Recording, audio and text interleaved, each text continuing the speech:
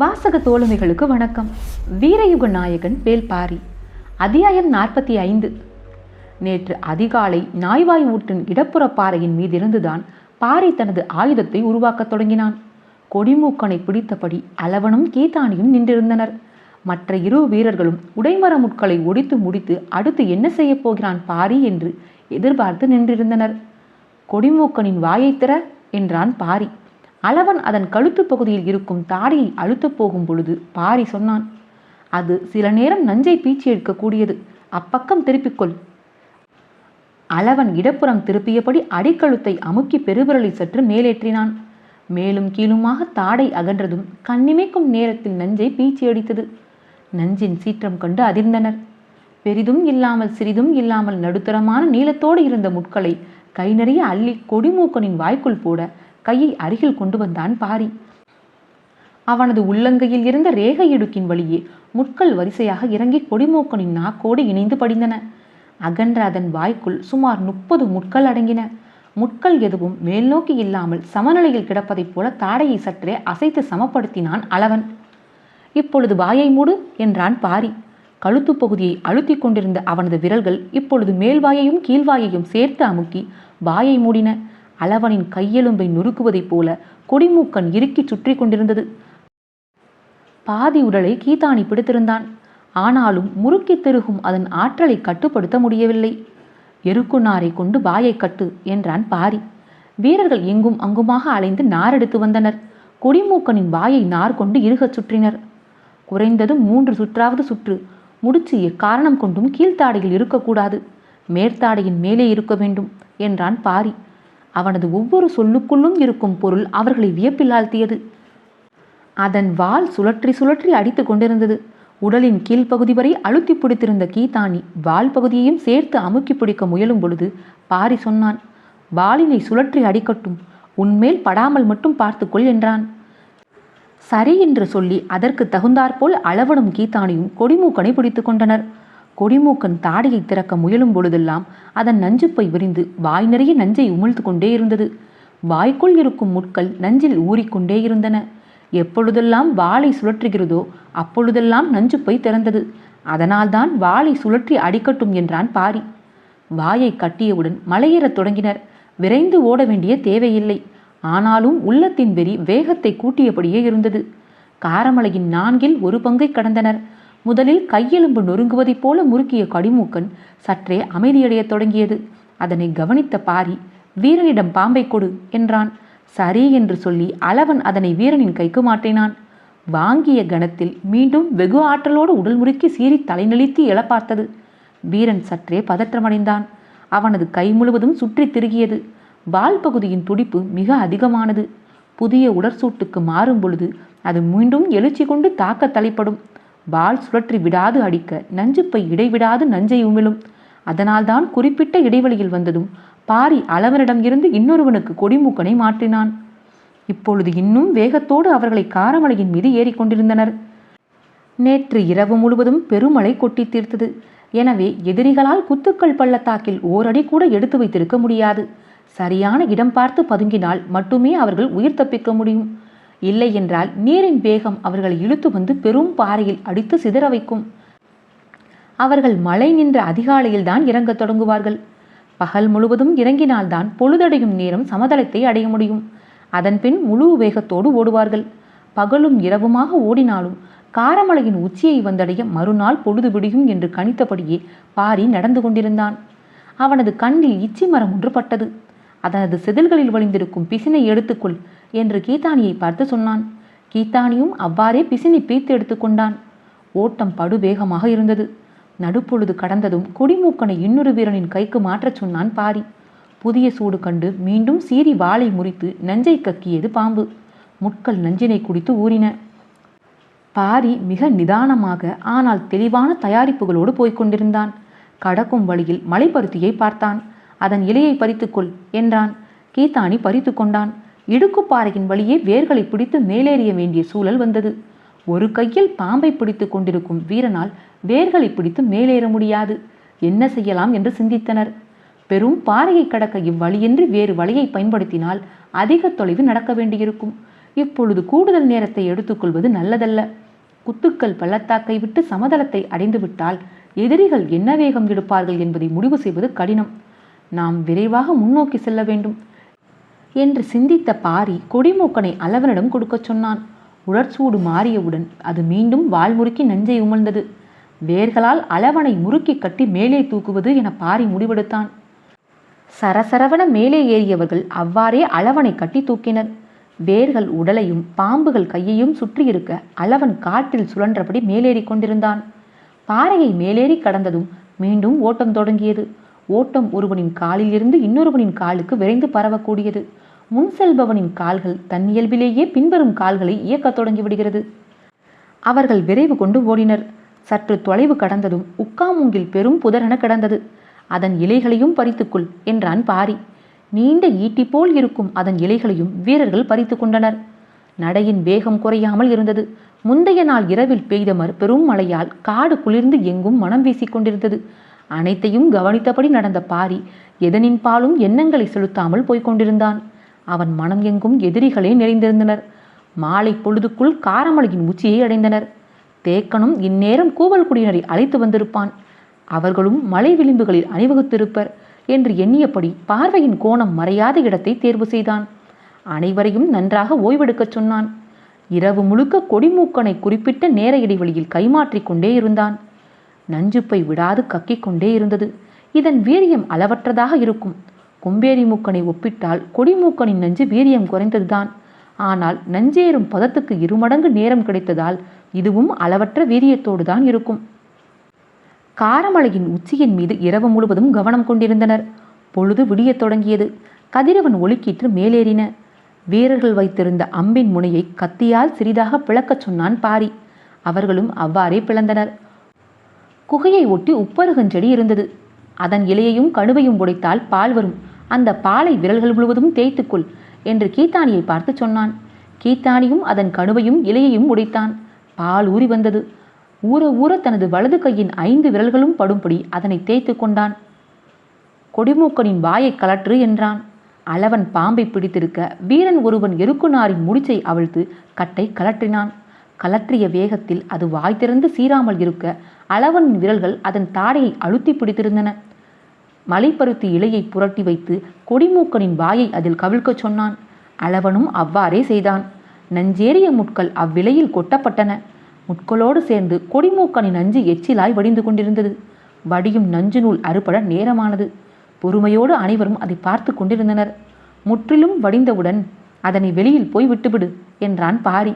அளவன் குகைக்கு வெளியே போய் புதர் ஒன்றின் மீது கை நீட்டி அது வெளியேற வாகாக பிடியை தளர்த்தினான். அம்பு பாய்வதைப் போல அவன் கையிலிருந்து பாய்ந்து மறைந்தான் கொடிமூக்கன். மலைப்பருத்தியின் மீது கொட்டி கிடப்பவை உடைமர முட்கள் அல்ல, நஞ்சு நிரம்பிய பாம்பின் கற்கள். அவற்றை பார்த்த வீரன் ஒருவன், ஒரே பாம்பில் இருந்து இத்தனை பாம்புகளை உருவாக்கிவிட்டானே பாரி என வியந்து நின்றான். பாரி சொன்னான், தாக்குதல் தொடுக்கும் பொழுது ஒவ்வொரு முள்ளாய் எடுத்து அம்பின் முனையில் இருக்கும் சிறு புலவுக்குள் பொருத்தி தர வேண்டியது அளவனும் கீத்தானியும் செய்ய வேண்டிய வேலை. முட்களை மிக கவனமாக எடுக்க வேண்டும். எடுக்கும் பொழுது சின்னதாய் குத்தினாலும் எடுப்பவனின் மேலே நஞ்சு ஏறிவிடும். அதனால்தான் உப்பருகஞ்செடியின் பாலை விரல் முழுவதும் தேய்த்து கொள்ளச் சொன்னான் பாரி. பால் தேய்த்து காந்த விரல்களின் மேல் உக்காமூங்கிலின் இலையை கசக்கி தேய்த்தபடி இச்சி பிசினை பூசிக்கொள்ளச் சொன்னான். பிசினை பூசிக்கொண்ட சிறிது நேரத்திலேயே அது காய்ந்து இறுகி விரல் கவசம் போல் ஆனது. இனி முட்களின் விரல்களில் தைக்க முடியாது. கீத்தானியால் நஞ்சேறிய முட்களை எடுத்து தர முடியும். அவனுக்கு நஞ்சால் தீங்கு நேராது. இந்த விரல் கவசம் எதுவும் அளவனுக்கு தேவையில்லை. அவன் பாம்பில் வாயில் இருந்தே அதனை எடுத்து தரும் வல்லமை கொண்டவன். அம்பின் நுனியில் பிளவு இருந்தால் அம்பு இலக்கை அடையாது, வேகமும் கொள்ளாது. அதுவும் இவர்களின் கையில் இப்பொழுது இருப்பது எல்லாம் எளிய வகை தாக்குதலுக்கான அம்புகள்தான். அதுவும் பிளவுண்டு இருந்தால் தாக்குதல் வீரியமற்று இருக்குமே என்று வீரன் ஒருவன் நினைத்து கொண்டிருக்கும் பொழுது பாரி சொன்னான். உப்பருகஞ்செடியின் பாலை விரலில் தேய்த்ததைப் போல அம்பின் முனையிலும் தேய், அது பிளவுகளை இறுக்கி அடைத்துவிடும். பாரியின் செய்முறைகள் சிறிது சிறிதாக புரியத் தொடங்கும் பொழுது உருவான நம்பிக்கை அளவற்றதாக இருந்தது. வீரர்கள் தாக்குதலுக்கு ஆயத்தமாயினர். இருப்பதில் பெரிய வில் ஒன்றை பாரிக்கு தந்தனர். மற்ற 2 வில்களை ஏந்தி நின்றனர் வீரர்கள் இருவரும். பாறையின் மேல் நின்று காரமலையின் நாலாபுறமும் கண்களை சுழலவிட்டு கொண்டிருந்தான் பாரி. அவன் கணித்த நேரம் நெருங்கிக் கொண்டிருந்தது. நேற்று இரவு சிறிது நேரம் கனமழை பெய்ததால் எதிரிகளின் ஓட்டம் சற்றே தடைப்பட்டிருக்க வாய்ப்பிருக்கிறது. அதுதான் இந்த தாமதத்துக்கு காரணம் என்று மனதுக்குள் கணக்கு போட்டு கொண்டிருந்தான். பாரியை சுற்றி 4 பேரும் பாய்ந்து செல்ல தயார் நிலையில் இருந்தனர். கைவிட்டு பிரியும் பொழுது கொடிமூக்கனிடம் இருந்த சீற்றம் இப்பொழுது 4 பேரின் உடலிலும் இருந்தது. நஞ்சு ஏறிய முள்ளும் பகையேறிய கண்ணும் முறுக்கேறிய நரம்புமாக அவர்கள் கொதிப்பேறி நின்றிருந்தனர். காரமலையின் கீழ்த்திசை காட்டை கிழித்துச் செல்ல கால்கள் காத்திருந்தன. பொழுது விடிந்து நீண்ட நேரமாயிருந்தது. காடு எங்கும் இருந்து பறவைகள் கலைந்து பறந்தன. கண்கள் எங்கும் அங்குமாக அலைமோதிக் கொண்டிருந்தன. சற்றும் எதிர்பாராத திசையில் இருந்து நரி ஊளையிடும் ஓசை எதிரொலித்தது. இது கூவல் குடியினரின் ஓசை. எதிரிகள் நரிப்பாறையின் வழியே காரமலை விளிம்பை கடந்துள்ளனர். கன நேரத்தில் பாரி எல்லாவற்றையும் கணித்தான். தான் இருக்கும் இடத்திலிருந்து அவர்கள் இறங்கும் இடத்திற்கு செல்ல ஆகும் நேரத்தையும் வழித்தடத்தையும் அவனது மனம் திட்டமிட்டது. கணிப்புகளை விஞ்சும் வேகத்தில் கால்கள் பாய்ந்து கொண்டிருந்தன. நெடும் தொடர் கொண்ட காரமலை குன்றுகளும் பிளவுகளும் நிறைந்தது. பாரி இருக்கும் இடத்திலிருந்து 2 பெரும் பிளவுகள் தாண்டி அங்கு செல்ல வேண்டும். கூவல்குடியை சேர்ந்த பிறரும் அவர்கள் இறங்கும் திசை நோக்கி இந்நேரம் பாய்ந்து சென்று கொண்டிருப்பர். எதிரிகள் ஓடும் பாதை குறிப்பிட்ட கால இடைவெளியில் ஓசையாக காடெங்கும் எதிரொலிக்கும் என பாரியின் மனம் எண்ணிக்கொண்டிருந்தது. மலைச்சரிவில் ஓடும் வழித்தடத்தை கண்கள் பார்த்திருக்க, கூவல்குடியினர் எழுப்பும் ஓசையை காது கூர்மையாய் கவனிக்க கால்கள் இணையற்ற வேகத்தில் பாய்ந்து கொண்டிருந்தன. மலைச்சரிவில் கால்களில் மிதிப்பட்டு கற்கள் உருண்டு தெரித்தன. கதிரவன் மேலேறுவதை பார்த்தபடி காலம்பன் ஓடிக்கொண்டிருந்தான். பரம்பு வீரர்கள் எப்படியும் மறிக்க முயல்வார்கள். வேட்டுவன் பாறையின் அருகே ஓர் ஊர் உள்ளது. அப்பக்கம் போகாமல் வேறு திசை நோக்கி இறங்க வேண்டும் என்று சிந்தித்தபடியே அவன் ஓடினான். வெற்றியின் எல்லையை நெருங்கும் பொழுது களைப்பு தானே மறைந்து போய்விடும்.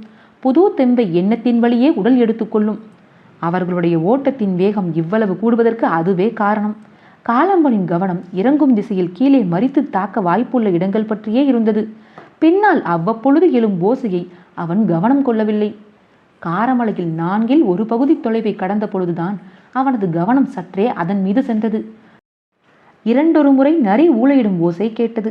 உச்சிமலையின் மீது நரிக்கு என்ன வேலை என்று சிந்திக்க நேரம் இன்றி ஓடிக்கொண்டிருந்தனர். பின்னர் காட்டுக்கோழியின் கூவல் ஓசை கேட்டது. கூவலின் அளவு பெரியதாக இருந்தது. மிக அருகில் இருந்து கூவுகிறது. அதனால்தான் இவ்வளவு சத்தமாக கேட்கிறது என்று காலம்பனும் மற்றவர்களும் நினைத்து கொண்டனர். காலம்பனின் கவனம் இறங்கும் திசையில் எதிர்கொள்ளப் போகும் எதிரிகளின் மீதே இருந்தது. பின்னால் சங்கிலி தொடர் போல் பின்னப்பட்டு வரும் ஓசைகளின் குறிப்புகளை அவன் அறியவில்லை. நேரம் செல்ல செல்ல அவர்களின் கால்கள் வேகத்தை கூட்டின. ஆனால் அதே அளவு வேகத்தோடு காரமலையின் பல இடங்களில் இருந்து அவர்களை நோக்கி கால்கள் வந்து கொண்டிருந்தன. எதிரிகளின் ஓட்டத்துக்கு ஈடு கொடுக்க முடியாது. ஆனால் அவர்கள் இறங்கும் திசையறிந்து அதனை நோக்கி குறுக்கிட்டு வருவதால் கூவல் குடியினரும் பாரியும் மிக துல்லியமாக அவர்களை நெருங்கிக் கொண்டிருந்தனர்.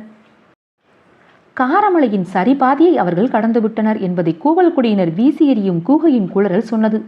வேட்டுவன் பாறையின் மீது நின்றிருந்த வேட்டூர் பழையன் ஓசை வந்த இடத்தை கணித்ததும் அதிர்ச்சியடைந்தான். அவர்கள் சரிபாதி தொலைவை கடந்துவிட்டனர். இன்னும் ஏன் பாரியின் தாக்குதல் நிகழாமல் இருக்கிறது? பாரி எவ்விடத்தில் இருந்து வந்து கொண்டிருக்கிறான்? இவ்வளவு நேரமாகியும் வந்து சேர முடியவில்லை என்றால் அவன் மிக தொலைவில் இருந்து வந்து கொண்டிருக்க வேண்டும். காரமலையில் வைத்து அவர்களை தாக்குவது என்ற திட்டமே ஆபத்தானது. இப்பொழுதோ அவர்கள் பாதி மலையை கடந்து விட்டனர். இனி அவர்களை தாக்குவது இன்னும் ஆபத்தானது. பழையனின் மனம் குழம்பியது. தவறளித்து விட்டோமோ என்று தோன்றியது. பாரி இந்த ஆலோசனையை சொன்ன பொழுது உறுதியாக மறுத்திருக்க வேண்டும். அவ்வாறு செய்யாதது சரியில்லை என்று தனக்குத்தானே மீண்டும் மீண்டும் சொல்லிக் கொண்டிருந்தான். எதிரிகளை பின்தொடர்ந்து ஓடிவரும் நீலனுக்கு எதுவும் புரியவில்லை. ஓடிக்கொண்டிருப்பவர்கள் யார்? கூவல் குடியினர் ஓசையை எழுப்பியபடியே இருக்கின்றனரே. அவர்கள் யாருக்காக ஓசை எழுப்புகின்றனர்? ஓடுகிறவர்கள் எங்கெங்கோ வளைந்து செல்கின்றனர். கணிக்க முடியாத பாதையில் அவர்கள் செல்கின்றனர். ஓடுபவர்கள் எதிரிகளாக இருந்தால் மேலே இருந்து காரிக்கொம்பு ஊதினால் போதுமே. கீழே இருக்கும் வீரர்கள் ஆயத்தமாகி விடுவார்களே. அவ்வாறு செய்யாமல் வேறுபட்ட ஒலி எழுப்பியபடி ஏன் கூவல் குடியினர் ஓடுகின்றனர்? காரமலையில் தன்னால் சிந்திக்க முடியாத செயல்கள் நடந்து கொண்டிருப்பதை நினைத்து மிகவும் குழம்பி போனான் நீலன். அக்குழப்பம் மனதுக்குள் ஆத்திரத்தை கூட்டவே செய்தது. ஆற்றல் பெருக்கி ஓடினான். எவ்வளவு விரைந்து ஓடினாலும் ஓசை கேட்கும் பகுதியை அவனால் நெருங்கவே முடியவில்லை. இவ்வளவு வேகமாகவா ஓடுகின்றனர்? நம்ப முடியாத குழப்பம் அவனை திண்டாட வைத்தது. கீழ்த்திசை காவல் பொறுப்பாளனான தனக்குள் ஏற்படும் தடுமாற்றத்தை அவனால் தாங்கிக் கொள்ள முடியவில்லை. கூவல் குடியினர் யாராவது கண்ணீர் பட்டால் நடப்பது என்ன என்பதை அறிந்து கொள்ளலாம். ஆனால் ஓசை கேட்கும் இடங்கள் நேர்கோட்டில் இல்லாமல் இங்கும் அங்குமாக இருக்கின்றன. எனவே யாரும் கண்ணீர் பட வாய்ப்பு இல்லை. தேக்கன் தன்னால் முடிந்த அளவு வேகமாக ஓடி வந்து கொண்டிருந்தான். அவனது உடலில் அடிவிழாத இடமே இல்லை. கைக்கட்டை இன்னும் கலற்றவில்லை. ஆனாலும் விடாது துரத்தி வருகிறான். கூவல் குடியினரிடம் தெளிவாக சொன்னான். எக்காரணம் கொண்டும் எனக்காக நீங்கள் நிற்கக்கூடாது. எதிரிகளை பின்தொடர்ந்து நீங்கள் போய்கொண்டே இருக்க வேண்டும். நான் குரல் கேட்டு வந்து விடுவேன் என்று.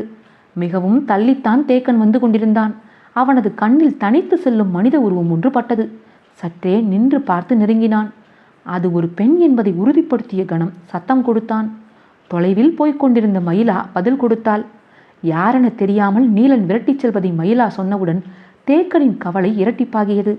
நீலனை வைத்துத்தான் தாக்குதல் திட்டத்தை வேட்டூர் பழையன் தீட்டியிருந்தான். ஆனால் நீலனோ எதிரிகளின் பின்னால் ஓடிக்கொண்டிருக்கிறான் என்பதை அறிந்த பொழுது தேக்கன் மேலும் அதிர்ச்சிக்கு உள்ளானான்.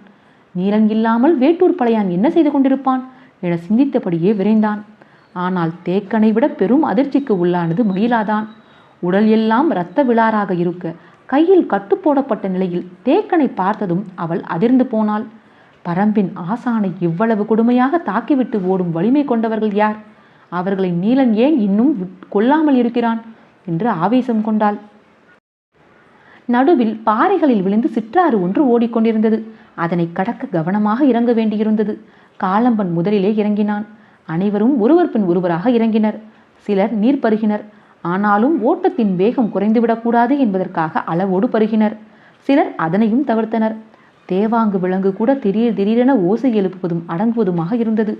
ஓடையின் மறுகரை பாறையின் மீது காலம்பன் ஏறினான். அவனை தொடர்ந்து ஒவ்வொருவராய் ஏறினர். மீண்டும் கால்கள் வேகமெடுக்க தொடங்கிய பொழுது ஓடையின் அக்கரையில் இருந்து சென்னாய் ஊளையிடுவதைப் போன்ற ஓசை கேட்டது. முன்னெடுத்து ஓடிக்கொண்டிருந்த காலம்பனுக்கு சற்றே ஐயம் வர தொடங்கியது. ஓட்டத்தை நிறுத்தி மீண்டும் ஓடைக்கரை விளிம்புக்கு மரங்களின் ஊடே வந்து மறைந்தபடி வந்தான். பாரியின் வேகம் இதனைப் போல் 2 மடங்கு. ஆனால் அளவனையும் கீதானியையும் அழைத்து வர வேண்டும் என்பதற்காக போதுமான வேகத்திலேயே வந்து கொண்டிருந்தான்.